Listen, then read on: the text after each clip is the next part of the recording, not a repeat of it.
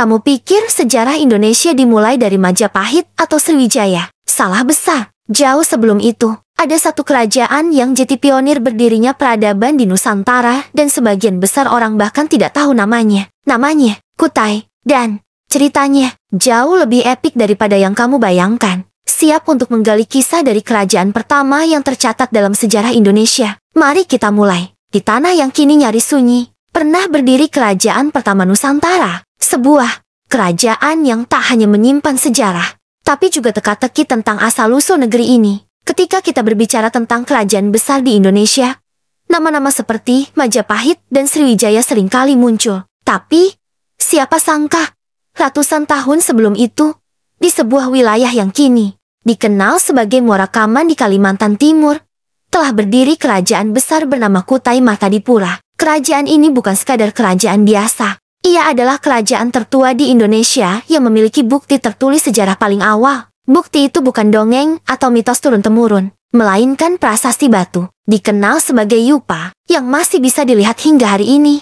7 prasasti Yupa, batu yang bicara. 7 buah batu besar berdiri kokoh di tanah Kalimantan. Mereka bukan batu biasa, mereka adalah prasasti Yupa, tugu batu yang dibuat untuk mengenang dan menghormati raja-raja Kutai. Yang menarik, tulisan pada batu itu menggunakan huruf Palawa dan bahasa Sanskerta, 2 unsur penting dari budaya India kuno. Tulisan ini menunjukkan adanya pengaruh India yang telah meresap jauh sebelum kerajaan-kerajaan besar lain di Jawa muncul. Ini juga jadi petunjuk penting bahwa kerajaan Kutai Martadipura telah menjadi pusat peradaban dan spiritualitas yang berakar kuat pada agama Hindu, khususnya aliran Siwa. Tapi pertanyaannya, dari mana pengaruh India ini datang? Jalur sungai dan jalur budaya. Lokasi Kutai yang strategis di tepi Sungai Mahakam membuka gerbang bagi para pedagang dari India, Tiongkok, dan negeri-negeri lain untuk masuk dan membawa lebih dari sekadar barang dagangan. Mereka juga membawa gagasan, kepercayaan, dan sistem sosial yang belum dikenal masyarakat lokal saat itu. Disinilah Hindu mulai menyatu dengan budaya lokal.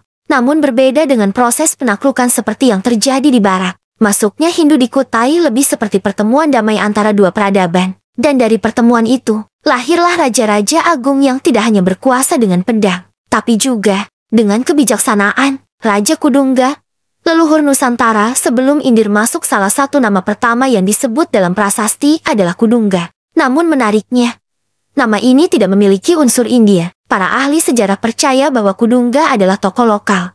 Mungkin kepala suku atau penguasa asli dari wilayah Kalimantan. Sebelum pengaruh Hindu masuk, Kudungga menjadi simbol bahwa kerajaan ini dibangun dari akar budaya lokal, dan bukan hasil penjajahan atau ekspansi budaya asing. Dia bukan hasil impor budaya India, tapi justru tokoh transisi penghubung antara tradisi lokal dengan dunia luar. Putra Kudungga, bernama Aswawarman, adalah tokoh yang disebut sebagai Wamsakarta atau pendiri dinasti baru pada masa cucunya, Mulawarman. Kerajaan ini benar-benar mencapai puncak kejayaan. Mulawarman Raja Dermawan, simbol kejayaan Kutai. Nama Mulawarman disebut berkali-kali dalam prasasti Yupa. Ia dikenal sebagai raja yang sangat dermawan dan kuat. Dalam salah satu prasasti, diceritakan bahwa ia mempersembahkan 20.000 ekor sapi kepada para Brahmana dalam sebuah upacara besar. Tindakan ini bukan hanya menunjukkan kekayaan, tapi juga pengetahuan dan spiritualitas yang tinggi. Dalam tradisi Hindu, pemberian kepada Brahmana adalah bentuk paling luhur dari pengabdian kepada dewa. Dengan ini, Mulawarman menunjukkan bahwa ia bukan hanya penguasa dunia, tapi juga pemimpin spiritual rakyatnya. Kejayaan Mulawarman menandai era keemasan Kutai Martadipura. Tapi ironisnya, meskipun memiliki nilai sejarah yang sangat tinggi, nama Kutai justru sering terlupakan dalam narasi sejarah nasional. Kutai Kartanegara, dari kerajaan Hindu ke Kesultanan Islam. Ketika satu peradaban meredup, peradaban lain bersinar. Tapi, bagaimana jika keduanya bertemu dan menyatu menjadi satu kekuatan baru? Setelah kejayaan Kutai Martadipura mulai meredup, bukan berarti tanah Kalimantan kehilangan cahaya sejarahnya. Justru di masa ini, sejarah Kalimantan bersiap memasuki babak baru. Bukan lagi dipandu oleh Brahmana dan upacara Hindu, tetapi oleh azan dan syahadat.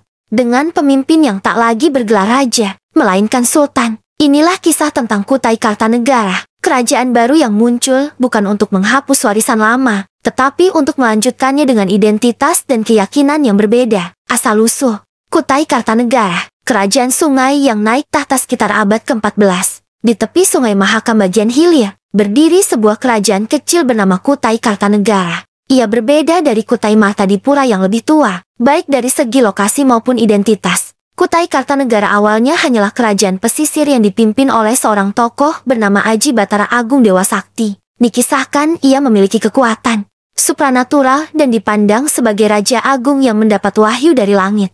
Tapi seperti banyak kisah awal kerajaan, sejarahnya masih berbalut mitos. Yang pasti, kerajaan ini mulai berkembang pesat berkat posisi strategisnya di jalur perdagangan. Lambat laun, ia menjadi kekuatan baru yang tak bisa dianggap remeh. Bahkan, pada abad ke-16, Kutai Kartanegara berhasil menaklukkan sisa-sisa kerajaan Hindu Kutai Mahtadipura dan menyatukan dua kerajaan Kutai menjadi satu kekuatan besar. Perebutan warisan.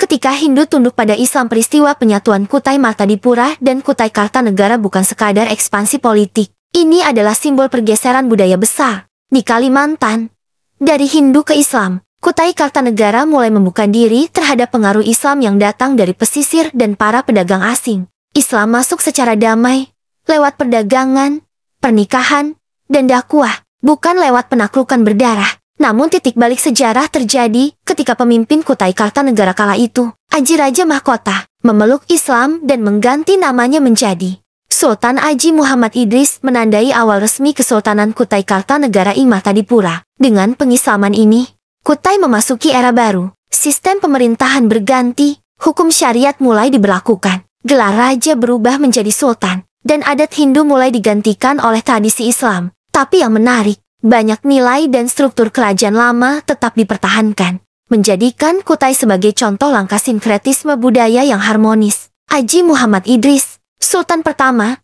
Jejak baru Sultan Aji Muhammad Idris dikenal bukan hanya sebagai pemimpin religius, tapi juga modern dan diplomatis. Ia menjalin hubungan baik dengan kerajaan-kerajaan Islam lain seperti Banjar dan Makassar, serta membuka hubungan dagang dengan pedagang-pedagang asing, termasuk Belanda dan Inggris. Namun hubungan dengan kolonial menjadi pisau bermata dua. Di satu sisi, perdagangan meningkat. Di sisi lain, pengaruh asing mulai menyusup ke dalam sistem kerajaan. Datangnya Belanda dan perang yang terlupakan pada abad ke-19, Belanda mulai menunjukkan taring kolonialnya. Mereka menginginkan kontrol atas wilayah Kalimantan yang kaya akan hasil bumi dan jalur sungai. Kutai, yang kala itu dipimpin Sultan Aji Muhammad Salahuddin, terpaksa menandatangani kontrak politik dengan Hindia Belanda. Meski Sultan masih berkuasa secara simbolik, namun kendali politik dan ekonomi mulai diambil alih. Namun rakyat Kutai tak tinggal diam. Muncul berbagai perlawanan lokal, terutama dari rakyat Dayak dan para bangsawan yang tidak setuju dengan intervensi kolonial. Sayangnya, kisah perjuangan mereka sering dilupakan dalam sejarah nasional. Warisan abadi keraton, masjid dan budaya yang bertahan hari ini. Jejak kejayaan Kutai Kartanegara masih bisa disaksikan, terutama di Tenggarong, ibu kota Kesultanan Kutai. Di sana berdiri megah Keraton Kutai Kartanegara, yang kini menjadi museum. Bangunan itu menyimpan artefak-artefak luar biasa, dari keris sultan, perhiasan raja, hingga naskah-naskah kuno berisi hukum kerajaan dan silsilah bangsawan. Tak jauh dari sana, berdiri Masjid Jami Hasanuddin, masjid tua yang dibangun oleh para sultan sebagai simbol islamisasi Kutai. Dan lebih dari sekadar bangunan, budaya Kutai tetap hidup, mulai dari tradisi erau yang spektakuler, hingga sastra lisan dan tarian khas yang terus diwariskan. Erau, gaung abadi Kutai dari masa ke masa. Apa jadinya jika sebuah kerajaan kuno tak hanya dikenang, tapi masih bisa kamu saksikan langsung upacaranya, tariannya dan dentuman gendang. Perangnya hidup dan tetap sakral hingga hari ini. Di tengah arus modernisasi yang menggulung kota-kota di Kalimantan Timur, ada satu tradisi yang menolak untuk sekadar menjadi catatan masa lalu. Sebuah perayaan megah yang tak hanya menghidupkan kembali kejayaan kerajaan Kutai, tetapi juga menjadi bukti bahwa sejarah bisa bertahan jika diwariskan dengan hati. Inilah Erau, sebuah festival budaya yang bukan sekadar hiburan, tapi pantulan identitas suku, sejarah, dan spiritualitas Kutai yang bertahan dari generasi ke generasi. Kata Erau berasal dari bahasa Kutai yang berarti keramaian atau pesta besar. Namun jangan bayangkan Erau sebagai festival biasa. Ini adalah ritual kerajaan yang sudah berlangsung sejak zaman Sultan Aji Muhammad Muslihuddin pada abad ke-17. Dan mungkin lebih tua lagi. Awalnya, Erau adalah ritual sakral untuk menyucikan kerajaan dan memperkuat kekuasaan sultan. Ritual ini melibatkan air suci dari Sungai Mahakam, upacara tolak bala, prosesi adat, hingga pemanggilan roh leluhur melalui musik dan tarian sakral. Tapi seiring waktu, Rao berubah. Ia tetap sakral, namun juga terbuka, bukan hanya milik bangsawan, tapi dirayakan oleh seluruh rakyat Kutai bahkan hingga hari ini. Salah satu bagian paling sakral dari Rao adalah upacara Belulu, yakni penyucian simbol kerajaan seperti keris, tombak, dan benda pusaka lainnya. Benda-benda ini dicuci dengan air kembang dari 7 mata air, sambil dibacakan mantra kuno. Kemudian ada naik ayu, yaitu pengangkatan bangsawan muda, dan mengulur naga, prosesi pelepasan naga-nagaan dari keraton ke Sungai Mahakam, simbol pelepasan energi negatif dan pemanggilan berkah dari alam. Tak ketinggalan belian sentiu, tari penyembuhan tradisional yang menggabungkan unsur magis dan spiritual. Dalam tarian ini, dukun adat menari dengan suara gendang yang menghentak, dipercaya sebagai media komunikasi dengan dunia gaib. Semua ini diiringi oleh musik tingkilan dan gamelan Kutai, suara-suara yang seolah membelah waktu membawa kita kembali ke era ketika para sultan masih memerintah, kejatuhan Kutai, perlawanan terakhir dan bayang-bayang penjajahan. Apa jadinya jika sebuah kerajaan yang telah berdiri selama lebih dari 1000 tahun, perlahan dikikis bukan oleh perang besar, tapi oleh siasat, tipu muslihat, dan kesepakatan yang dibuat di atas meja perundingan. Kerajaan Kutai, setelah berabad-abad berjaya, memasuki era yang paling genting dalam sejarahnya, masa kolonialisme Eropa. Jika di masa lalu ancaman datang dari pedalaman atau kerajaan tetangga, maka kini lawan yang dihadapi adalah kekuatan global Belanda, yang datang bukan hanya dengan senjata, tapi dengan surat kontrak, konsesi tambang, dan janji pembangunan. Dan, seperti banyak kerajaan lain di Nusantara, sejarah Kutai mulai berubah, tidak di tangan rakyatnya, tapi oleh kekuatan asing yang mengklaim peradaban sebagai dalih untuk menguasai. Kedatangan Belanda, awal dari campur tangan sejak abad ke-17, Belanda sudah mulai menaruh perhatian pada wilayah pesisir Kalimantan, terutama karena kekayaan alamnya. Emas, batu bara, kayu, dan hasil hutan. Kutai, yang terletak strategis di tepian Sungai Mahakam, menjadi incaran. Tapi Belanda tahu, menaklukkan kerajaan tua seperti Kutai bukan perkara mudah. Maka mereka datang tidak dengan perang langsung, melainkan diplomasi dan perjanjian dagang. Pada awalnya, hubungan ini bersifat kooperatif. Belanda menawarkan perlindungan dan fasilitas pelayaran dengan imbalan hak monopoli dagang. Sultan Kutai, yang saat itu masih berusaha mempertahankan kestabilan internal, menyetujui sebagian perjanjian tersebut. Tapi Belanda punya agenda yang jauh lebih besar. Sultan Haji Muhammad Sulaiman, penguasa di tengah tekanan. Salah satu tokoh penting dalam sejarah kolonial Kutai adalah Sultan Haji Muhammad Sulaiman, yang memerintah pada akhir abad ke-19.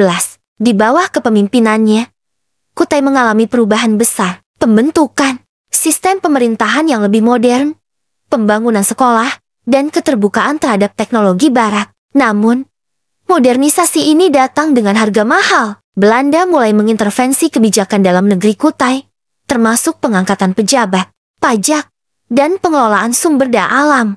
Saat Sultan mencoba mempertahankan kedaulatan, Belanda memberikan tekanan melalui militer dan diplomasi. Sultan Haji Muhammad Sulaiman berusaha seimbang, membuka diri terhadap modernitas, namun tetap menjaga kehormatan Kutai. Tapi tekanan terus meningkat. Perusahaan-perusahaan Belanda masuk ke Kutai membawa konsesi besar atas tambang batu bara dan perkebunan. Kerajaan mulai kehilangan kendali atas wilayahnya sendiri. Krisis dan perlawanan beberapa bangsawan Kutai, serta rakyat pedalaman, mulai menolak dominasi Belanda. Terjadi gesekan kecil, pemberontakan lokal, hingga sabotase terhadap fasilitas kolonial. Namun perlawanan ini sulit bertahan lama karena kurangnya persenjataan dan koordinasi. Belanda merespons dengan keras.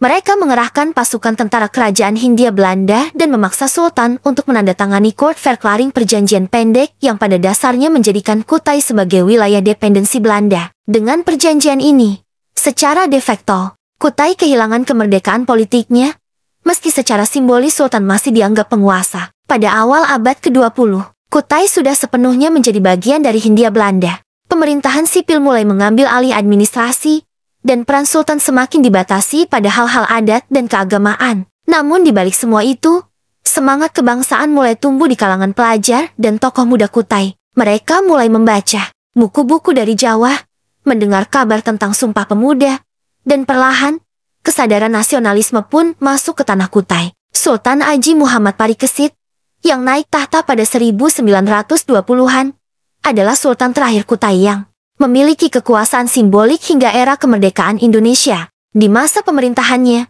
hubungan dengan pemerintah kolonial tetap dijaga agar stabilitas wilayah terpelihara. Namun, ketika Jepang datang pada 1942 dan menggusur Belanda, kekuasaan Sultan kembali goyah. Setelah kemerdekaan Indonesia pada 1945,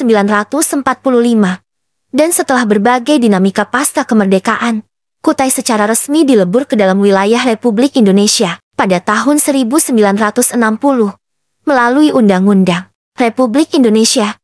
Kesultanan Kutai dihapuskan sebagai entitas politik.